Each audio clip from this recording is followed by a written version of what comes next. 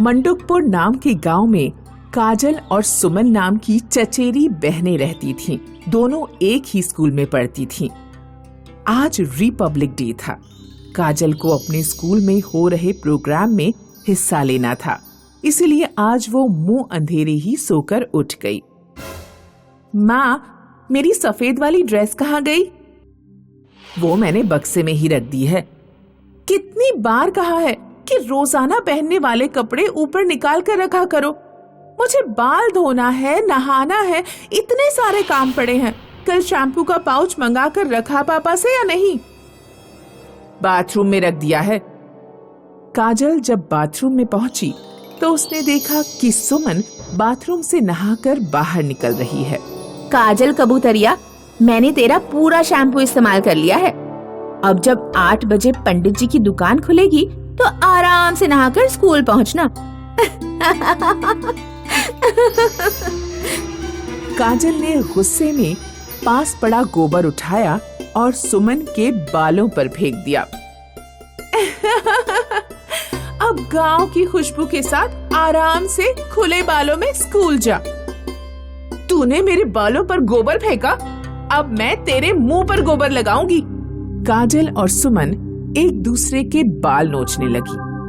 बड़ी मुश्किल से उनकी मम्मियों ने उन्हें एक दूसरे से अलग किया। दोनों लड़ते भी साथ ही थे और खेलते भी साथ साथ थे। दोपहर बाद दोनों आंगन में एक लंगड़ी बना लेते और शाम तक लंगड़ी खेला करते। एक दिन सुमन और काजल जब स्कूल से लौटी तो आंगन में पापड़ सूख रहे थे। लगता है आज हम यहाँ लंगड़ी नहीं खेल पाएंगे। हाँ, चलो मैदान में चलते हैं। वैसे भी कई दिनों से हम कहीं घूमने नहीं गए हैं। मैदान जंगल के पास था। सुमन और काजल मैदान की तरफ गए। तभी उन्हें जंगल किनारे एक पेड़ पर बेर लगे दिखाई दिए। चलो काजल, पहले बेर तोड़ने चलते हैं। सुमन और काजल बेर तोड़ते तोड़ते जंगल में काफी अंदर घुसते गए। उन्हें जंगल के बीचों बीच जमीन पर एक लंगड़ी बनी हुई मिली। यहाँ जंगल में इतने अंदर लंगड़ी कौन खेलता होगा? हमने काफी बेर इकट्ठे कर लिए हैं, इन्हें घर ले जाकर खाएंगे। अभी इस लंगड़ी पर खेलते हैं। सुमन ने जैसे ही लंगड़ी में अपना पिट्ठू डाला, लंगड़ी से एक डायन निकली। लंगड़ी का पिट्ठू एक छोटा सा पत्थर होता है जिसे लंगड़ी में डाला जाता है और फिर एक पैर से मारकर खेला जाता है। हाका डायन की जादुई लंगड़ी में स्वागत है। तुम में से जो भी अपना पिट्ठू एक पैर से लंगड़ी के सारे खाने पार कर लेगा, उसकी मैं मुंह मांगी ख्वाहिश पूरी करूंगी। सुमन ने एक पैर से कूद कूद कर लंगड़ी के 4 खाने पार कर लिए।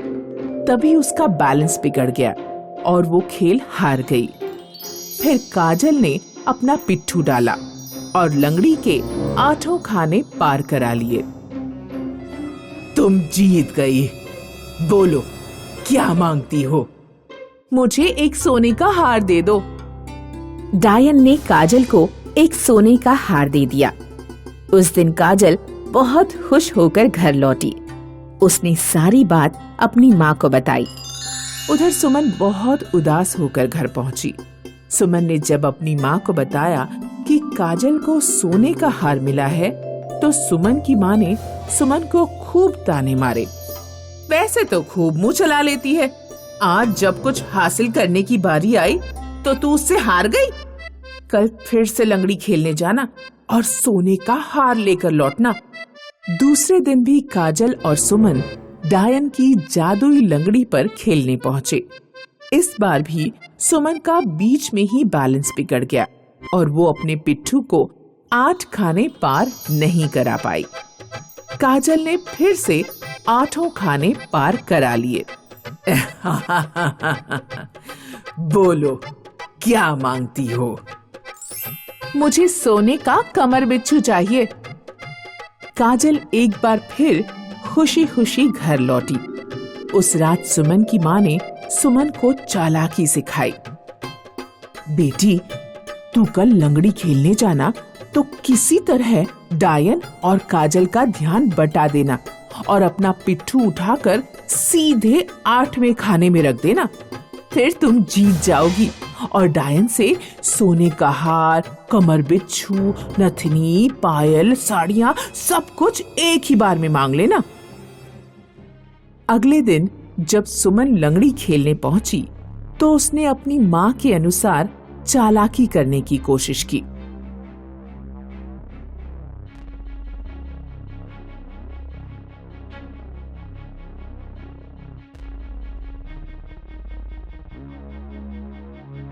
डायन और काजल ने तुरंत मुड़कर दूसरी तरफ देखा। इतनी देर में सुमन ने अपना पिट्ठू उठाकर सीधे 8वें खाने में फेंक दिया। सुमन के ऐसा करते ही लंगड़ी की रेखाएं आग से जलने लगी। डायन ने वापस लंगड़ी की तरफ देखा तो बोली, हाँ, लंगड़ी में आग लगी है। इसका मतलब तुमने कोई चालाकी की होगी। अब तुम्हें दंड मिलेगा। नहीं नहीं, मुझे माफ कर दो। डायन ने मंत्र पढ़ा और सुमन की एक लंबी पूंछ निकल आई। सुमन को पूंछ का दंड देकर डायन और लंगड़ी गायब हो गए। ये मेरे साथ क्या हो गया? अब मेरी शादी भी नहीं हो पाएगी। सुमन जब गांव पहुंची तो लोग उसकी पूंछ देखकर खूब हंसे। माँ, अगर तुमने मुझे लालच और बेईमानी की शिक्षा ना दी होती तो मेरे साथ ऐसा कभी नहीं होता। मनोरमा की माँ की मृत्यु के बाद मनोरमा और उसके बीमार पति घर में अकेले रह गए। मनोरमा के चाचा चमन अपने परिवार के साथ तुरंत मनोरमा के घर आ धमके। भैया, आप बीमार रहते हैं और लड़की को घर से बाहर काम करने के लिए भेजना ठीक नहीं है, इसलिए मैं अपनी पत्नी और दोनों बेटियों के साथ यहाँ चला आया ताकि आपको पैसों की परेशानी ना हो और हम लोग आपकी देखभाल कर सकें। चमन और उसकी पत्नी ने मनोरमा के पिता को अपनी मीठी मीठी बातों में फंसा लिया। उन लोगों की नजर मनोरमा के घर को हड़पने पर थी। धीरे धीरे उनकी पत्नी और दोनों बेटियों ने मनोरमा को घर का नौकर बना दिया। मनोरमा के पिता की दवा का खर्च और उन्हें खाना देने के बदले मनोरमा की चाची उससे रगड़ कर घर का काम कराती। चाची की दोनों बेटियां कॉलेज में पढ़ने जाती थीं। मनोरमा भी अपने चाचा से कहती कि उसका कॉलेज में एडमिशन करा दिया जाए, लेकिन चमन किसी न किसी बहाने टाल देता। पढ़ाई में पैसा लगता है, हम तुम्हारे पापा की दवाई का खर्चा उठाएं या तुम्हें कॉलेज भेजें, तुम खुद ही फैसला करो। धीरे धीरे मनोरमा ने कॉलेज जाने का सपना छोड़ दिया। खाली समय मिलने पर मनोरमा अपनी माँ की कब्र पर फूल चढ़ाने चली जाती और वहाँ बैठकर रोती। माँ, आप मुझे अकेले छोड़कर क्यों चली गई? माँ, मैं आपके बिना बहुत अकेला महसूस करती हूँ। चाची और उनकी लड़कियों का व्यवहार बिल्कुल अच्छा नहीं है। मनोरमा अपनी माँ की कब्र के पास नाचा भी करती थी क्योंकि उसकी माँ ने उसे नृत्य सिखाया था। गांव का सबसे अमीर आदमी था सेठ रामजीमल। रामजीमल के बेटे को नृत्य से लगाव था। एक दिन गांव में एक आदमी ढोल बजाकर घोषणा करने आया। सुनो सुनो सुनो, श्री राम जी मल के सुपुत्र अभिषेक विवाह करना चाहते हैं।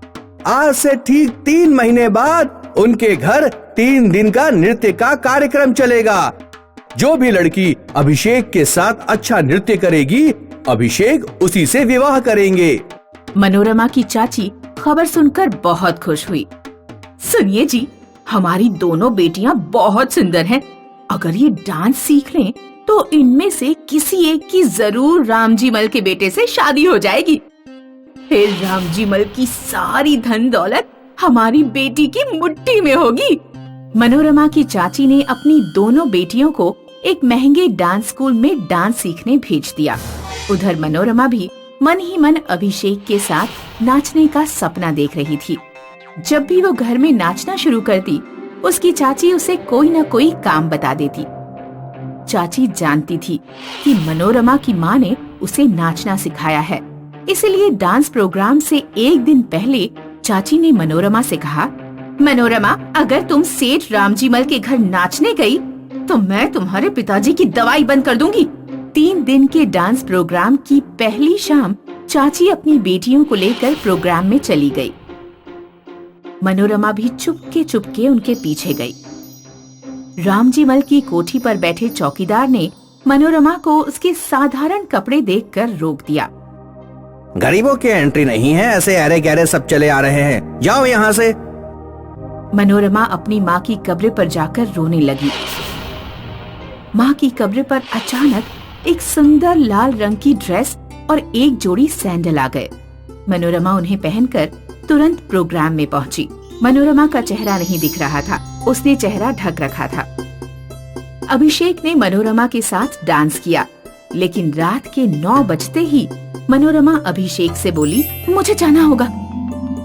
मैंने अभी तक जितनी भी लड़कियों के साथ डांस किया है, उनमें तुम्हारा डांस सबसे बेहतर लगा। क्या तुम कुछ देर और नहीं रुक सकती? नहीं, मनोरमा को अपनी चाची के घर पहुंचने से पहले ही घर पहुंचना था। वह कोठी की दीवार से कूदकर घर की ओर भाग गई। मनोरमा गेट से नहीं गई, क्योंकि गेट से चाची अपनी बेटियों को लेकर जा रही थी। मनोरमा ने रास्ते में ही अपनी हाई हील की सैंडल उतार दी ताकि वह तेजी से दौड़ सके। अभिषेक मनोरमा के पीछे पीछे गया था। उसे मनोरमा के सैंडल मिल गए। अगली रात अभिषेक सैंडल लिए मनोरमा का इंतजार करता रहा, लेकिन मनोरमा उस रात नहीं पहुंची, क्योंकि उस रात मनोरमा के पापा की तबीयत कुछ ज्यादा खराब थी। अभिषेक गांव की सारी लड़कियों में मनोरमा को ढूंढ रहा था। पिछली रात मनोरमा ने अपना चेहरा ढक रखा था, इसलिए अभिषेक को मनोरमा का चेहरा नहीं पता था। अभिषेक जिद पकड़कर बैठ गया कि वह उसी लड़की से विवाह करेगा जिसकी ये सैंडल है। मनोरमा जब अगले दिन भी प्रोग्राम में नहीं आई, तो अभिषेक सैंडल लेकर हर घर में उस लड़की को ढूंढने लगा जिसके पैर में सैंडल बिल्कुल फिट आ जाए। लड़की को ढूंढते ढूंढते अभिषेक मनोरमा के घर पहुंचा। मनोरमा की चाची ने अपनी दोनों लड़कियों को आगे कर दिया। पहली लड़की बोली, ये सैंडल मेरे हैं। तो ठीक है, इन्हें पहनकर डांस करके दिखाओ। लड़की के पैरों के हिसाब से सैंडल काफी छोटा था। उसने जबरदस्ती सैंडल पहन लिए और नाचने की कोशिश की। पड़ोस में एक गड्ढा था जिसमें कीचड़ और पानी था। पहली लड़की उसी गड्ढे में जा गिरी। ये सैंडल तुम्हारे नहीं हैं। तब चाची की दूसरी लड़की बोली, ये सैंडल मेरे हैं। ठीक है, तो इन्हें पहनकर नाच कर दिखाओ। दूसरी लड़की का पैर और भी बड़ा था। उसने जैसे ही सैंडल पहने, सैंडल की बद्दियां उखड़ गईं। ये सैंडल तुम्हारे भी नहीं हैं। क्या इस घर में कोई और लड़की रहती है? नहीं, यहाँ और कोई लड़की नहीं रहती। अभिषेक मनोरमा के घर से जाने ही वाला था कि उसने अंदर से मनोरमा के पिता के खांसने की आवाज सुन ली। वह घर के अंदर गया। उसने देखा कि मनोरमा अपने पिता को दवाई पिला रही है। अभिषेक ने मोची को बुलाकर सैंडल बनवाए और मनोरमा से कहा, जरा ये सैंडल पहनकर दिखाओ।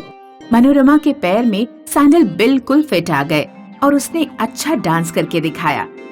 वो तुम ही हो जिसे मैं ढूंढ रहा था। अभिषेक ने मनोरमा से विवाह किया। वह मनोरमा और उसके बीमार पिता को अपनी कोठी में ले गया। मनोरमा की लालची चाची और उनकी बेटियां मनोरमा का मुंह देखती रह गईं।